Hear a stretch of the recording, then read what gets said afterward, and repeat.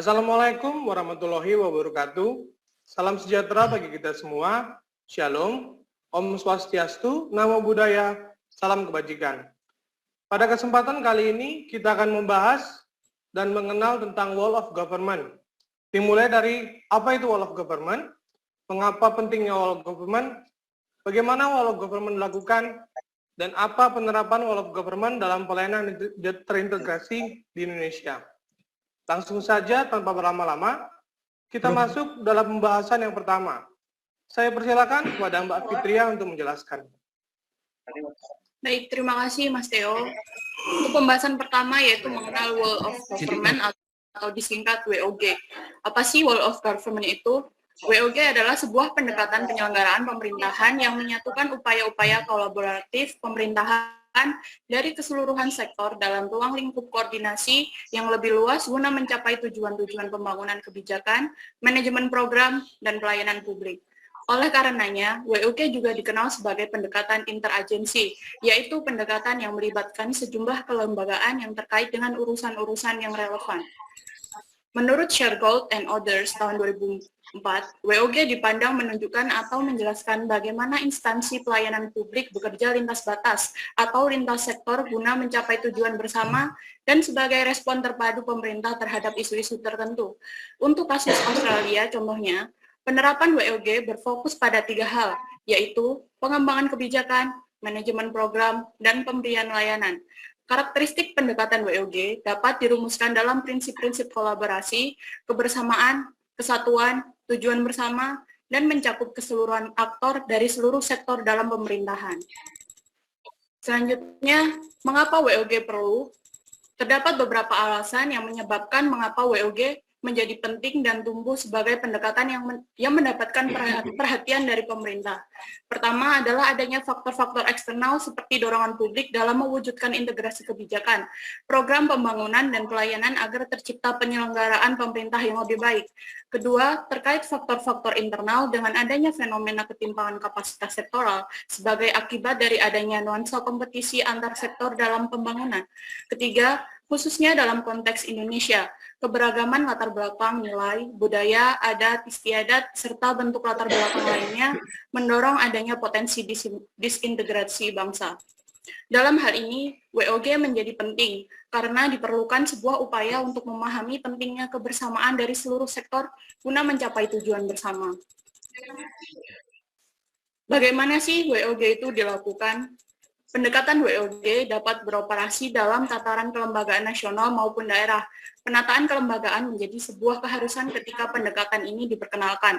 Namun, penataan ini tidak serta-merta merubah kelembagaan atau sebaliknya, sehingga pendekatan WOG dapat dilihat dan dibedakan berdasarkan perbedaan kategori hubungan antara kelembagaan yang terlibat. Pelaksanaan WOG dilakukan mulai dari sebatas koordinasi tanpa ada dampak perubahan institusi atau kelembagaan, sampai dengan proses merger atau penyatuan beberapa lembaga menjadi satu unit organisasi baru. Perbedaan masing-masing kategori terletak dari posisi masing-masing kelembagaan yang terlibat atau dilibatkan dalam WOG. Untuk kategori koordinasi, maka kelembagaan yang terlibat dalam pendekatan WOG tidak mengalami perubahan struktur organisasi. Sedangkan dalam kategori integrasi, kelembagaan yang terlibat mulai cair dan terdapat penyamaan perencanaan jangka panjang serta kerjasama. Adapun dalam kategori kedekatan dan pelibatan, kelembagaan menyatukan diri dalam wadah yang relatif lebih permanen. Jadi itu tadi terkait pengenalan tentang apa sih itu Wall of Government. Untuk selanjutnya adalah penyampaian terkait penerapan WOG dalam pelayanan yang terintegrasi. Mas Zaka, silakan melanjutkan. Baik, terima kasih Bu Fitria. Penerapan Wall of Government dalam pelayanan yang terintegrasi. Terdapat beberapa cara, yaitu yang pertama, penguatan koordinasi antar lembaga. Penguatan koordinasi dapat dilakukan jika jumlah lembaga-lembaga yang dikoordinasikan masih terjangkau dan manajeable. Yang kedua, membentuk lembaga koordinasi khusus. Pembentukan lembaga terpisah dan permanen yang bertugas dalam mengkoordinasikan sektor atau kementerian adalah salah satu cara melakukan Wall of Government. Lembaga koordinasi ini biasanya diberikan status kelembagaan setingkat lebih tinggi atau setidaknya setara dengan kelembagaan yang dikoordinasikannya. Yang ketiga, membentuk gugus tugas. Gugus tugas merupakan bentuk pelembagaan koordinasi yang dilakukan di luar struktur formal yang setidaknya tidak permanen. Yang keempat, koalisi sosial. Koalisi sosial ini merupakan bentuk informal dari penyatuan koordinasi antar sektor atau lembaga tanpa perlu membentuk pelambangan khusus dalam koordinasi ini. Ada 3 tantangan dalam praktek whole of government. Yang pertama, kapasitas sumber daya manusia dan institusi. Kapasitas sumber daya manusia dan institusi yang terlibat dalam whole of government tidaklah sama. Perbedaan kapasitas ini bisa menjadi kendala serius ketika pendekatan whole of government. Misalnya, mendorong terjadinya merger atau akuisisi kelembagaan di mana terjadi penggabungan SDM dengan kualifikasi yang berbeda. Yang kedua, nilai dan budaya organisasi. Nilai dan budaya organisasi pun dalam manakala terjadi upaya kolaborasi sampai dengan penyatuan kelembagaan. Yang ketiga, kepemimpinan. Kepemimpinan ini salah satu kunci penting dalam pelaksanaan whole of government. Kepemimpinan yang dibutuhkan adalah kepemimpinan yang mampu mengakomodasi perubahan nilai dan budaya, serta meramu SDM yang tersedia guna mencapai tujuan yang diharapkan. Selanjutnya, terkait praktek whole of government dalam pelayanan publik. Yang pertama, pelayanan yang bersifat administratif, yaitu pelayanan yang menghasilkan berbagai produk dokumen resmi yang setidaknya dibutuhkan warga masyarakat, contohnya KTP. Yang kedua, pelayanan jasa. Pelayanan yang menghasilkan berbagai bentuk jasa yang dibutuhkan warga, seperti pendidikan, kesehatan, ketenagakerjaan, dan lainnya. Yang ketiga, pelayanan barang. Pelayanan yang menghasilkan jenis barang yang dibutuhkan warga masyarakat, seperti misalnya jalan, perumahan, jaringan telepon, listrik, air bersih, dan seterusnya.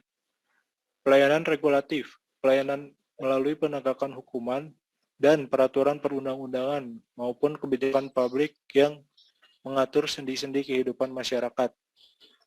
5 macam pola pelayanan yakni yang pertama, pola pelayanan teknis fungsional, yang kedua, pola pelayanan satu atap, yang ketiga, pola pelayanan satu pintu, yang keempat, pola pelayanan terpusat, dan yang terakhir adalah pola pelayanan elektronik. Baik, begitulah penerapan whole of government dalam pelayanan yang terintegrasi. Selanjutnya, penerapan whole of government di berbagai negara akan dijelaskan oleh Bapak Baik, Rizky. terima kasih Bapak Zaka. Di sini saya akan mencoba menjelaskan tentang penerapan whole of government di berbagai negara. Yang di sini saya singkat menjadi WOG untuk seterusnya. Beberapa negara yang telah memiliki pengalaman dalam penerapan pendekatan WOG yang berhasil dengan cukup baik. Yang pertama yaitu Inggris. Inggris adalah salah satu pionir dalam memperkenalkan join-up government yang berhasil memodernisasi proses-proses penyelenggaraan pemerintahan.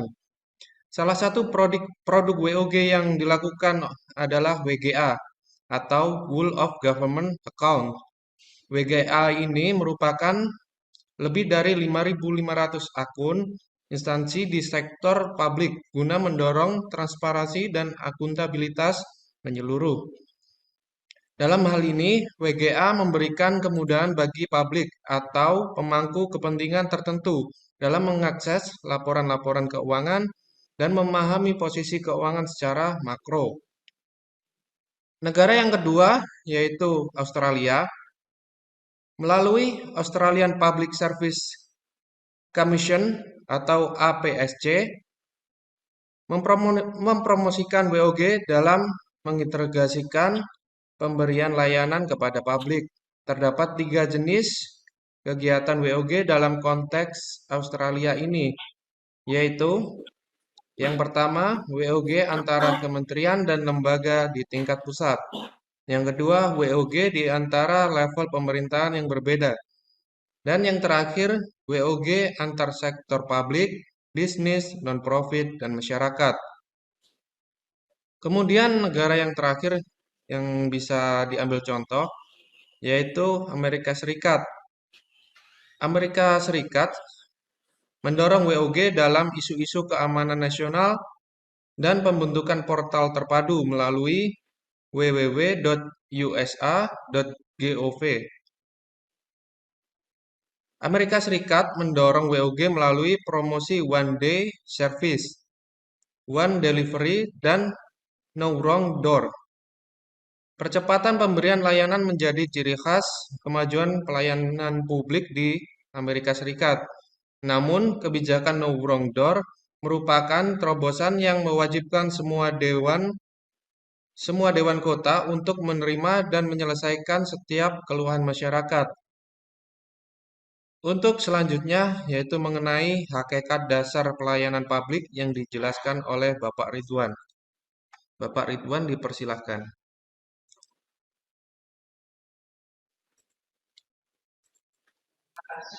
Baik, terima kasih Mas Rizky, Mas Theo, dan teman-teman semuanya. Sebelum saya menjelaskan tentang hakikat dasar, ini akan saya jelaskan mengenai implementasi WOG dalam perspektif kebijakan di Indonesia.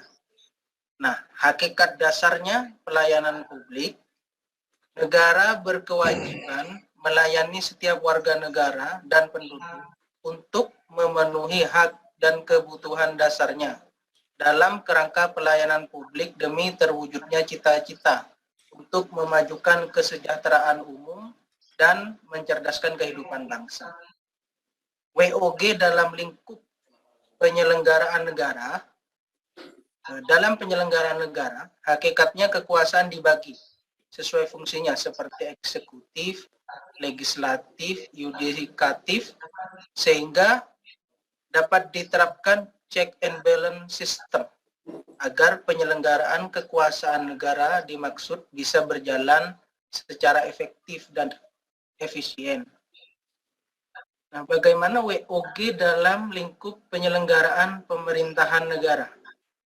Sistem penyelenggaraan pemerintahan negara adalah keseluruhan penyelenggaraan kekuasaan pemerintahan, executive power, dengan memanfaatkan dan mendayagunakan kemampuan pemerintah dan segenap aparaturnya dari semua peringkat pemerintahan beserta seluruh rakyat di wilayah negara Indonesia, serta dengan memanfaatkan pula segenap dana dan daya yang tersedia secara nasional demi tercapainya tujuan negara dan terwujudnya cita-cita bangsa.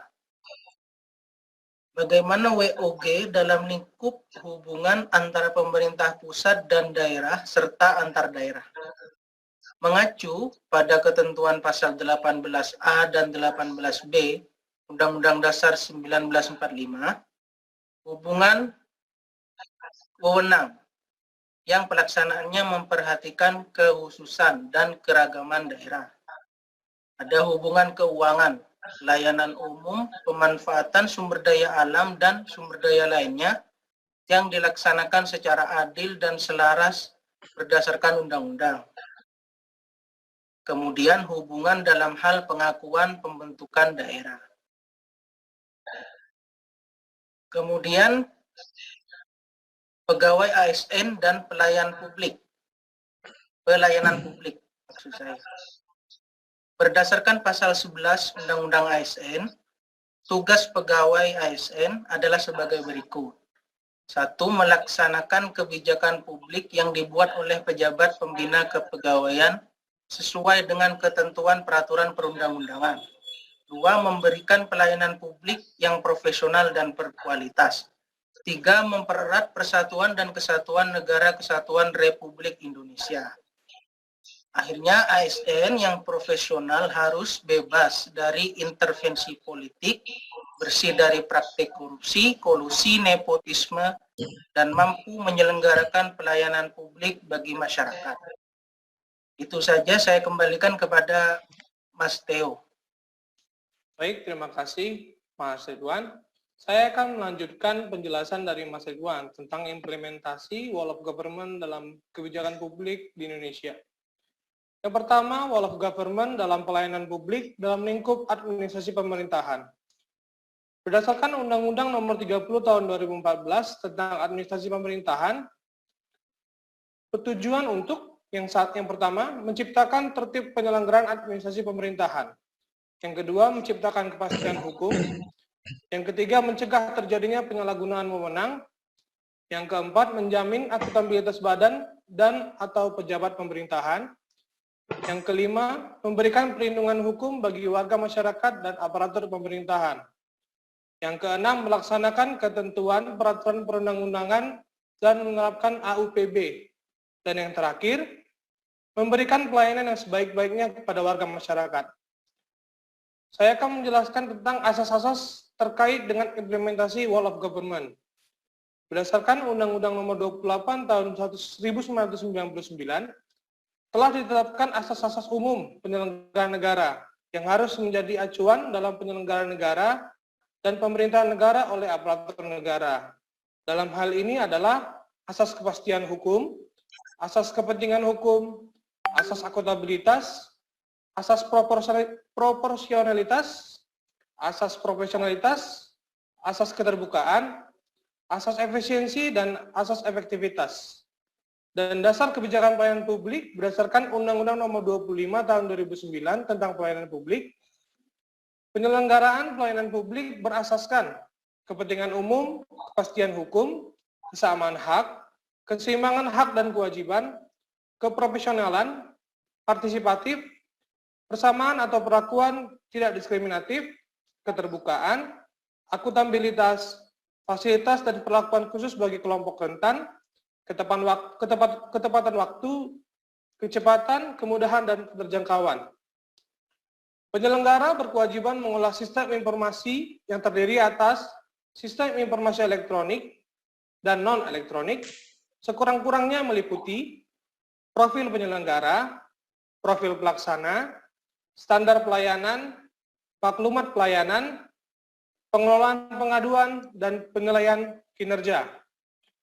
Selanjutnya saya akan menjelaskan tentang Wall of Government dalam lingkup penyelenggaraan pemerintahan daerah.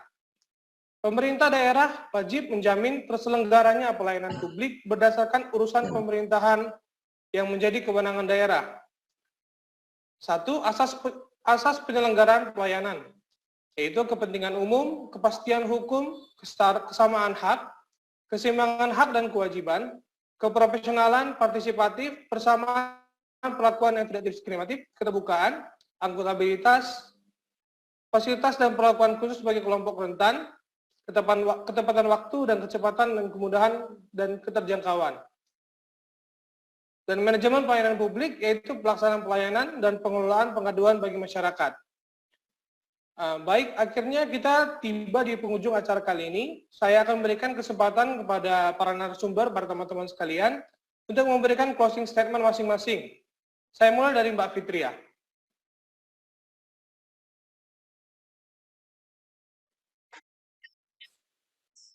Ya, saya akan menyampaikan closing statement dari podcast kali ini. Yang pertama adalah terkait what atau apa. Wall of Government adalah sebuah pendekatan penyelenggaraan pemerintahan yang menyatukan upaya-upaya kolaboratif pemerintahan dari keseluruhan sektor dalam ruang lingkup koordinasi yang lebih luas guna mencapai tujuan-tujuan pembangunan kebijakan, manajemen program, dan pelayanan publik. Oleh karenanya, WOG juga dikenal sebagai pendekatan interagensi, yaitu pendekatan yang melibatkan sejumlah kelembagaan yang terkait dengan urusan-urusan yang relevan. Silakan Mas Zaka memberikan closing statement.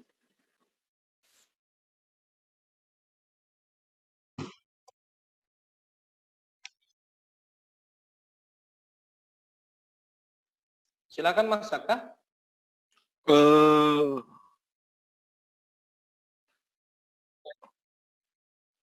Who and where? Dalam penerapannya, Wall of Government dilakukan dalam lingkup pelayanan publik. Pelayanan publik yang dilakukan pemerintah pemerintah dalam bentuk penyediaan barang dan jasa merupakan kebutuhan masyarakat. Disinilah betapa pentingnya peran pemerintah dalam pelayanan kepada masyarakat. Ya, baik, mohon maaf ada kendala teknis. Tadi sempat terputus. Baik, saya persilakan Bang Rizky untuk kembali melanjutkan closing statement. Saya persilakan. Baik, terima kasih Pak Theo. Saya akan melanjutkan closing statement dari saya mengenai why. Mengapa penerapan WOG itu perlu? Yang pertama, adanya faktor-faktor eksternal seperti dorongan publik dalam mewujudkan integrasi kebijakan. Yang kedua, terkait faktor-faktor internal dengan adanya fenomena ketimpangan kapasitas sektoral sebagai akibat dari adanya nuansa kompetisi antar sektor dalam pembangunan. Yang ketiga, khususnya dalam konteks Indonesia, keberagaman latar belakang nilai, budaya, adat istiadat, serta bentuk latar belakang lainnya mendorong adanya potensi disintegrasi bangsa. Untuk selanjutnya, mengenai bagaimana akan dijelaskan oleh Pak Ridwan. Silakan, Pak. Terima kasih, Mas Rizky. Saya akan memberikan closing statement mengenai how. Ini bagaimana implementasi WOG dalam perspektif kebijakan di Indonesia. Nah, hal ini harus memperhatikan prinsip dari WOG itu sendiri. Prinsip WOG itu yang pertama harus melibatkan seluruh aktor atau pihak. Kedua, harus ada kolaborasi. Ketiga, harus ada kebersamaan. Keempat, harus ada kesatuan. Dan yang terakhir, harus memiliki tujuan yang sama. Mungkin itu saja, saya kembalikan ke Mas Theo. Terima kasih Pak Ridwan. Akhirnya saya bisa tutup closing statement kami dengan kesimpulan tentang whole of government secara menyeluruh. Negara Kesatuan Republik Indonesia atau NKRI merupakan sebuah frame dan cara pandang seluruh elemen bangsa dalam memahami kesatuan dan persatuan bangsa di segala aspek, termasuk aspek pemerintahan. Dalam hal ini, aparatur sipil negara atau ASN adalah motor penggerak persatuan dan kesatuan. Hal tersebut dilakukan dengan mengimplementasikan konsep whole of government dengan mengetahui konsep dan best practice yang ada di whole of government tersebut yang diterapkan di berbagai tempat di dunia hingga kita dapat mengimplementasikannya untuk pemberian pelayanan yang sudah terkoordinasi, terintegrasi, dan tersimplifikasi dalam perspektif kebijakan di lingkungan kerja kita masing-masing. Demikianlah yang bisa kami sampaikan. Adapun perkataan yang salah atau menyinggung, kiranya kami meminta maaf yang sebesar-besarnya. Akhir kata saya ucapkan wassalamualaikum warahmatullahi wabarakatuh.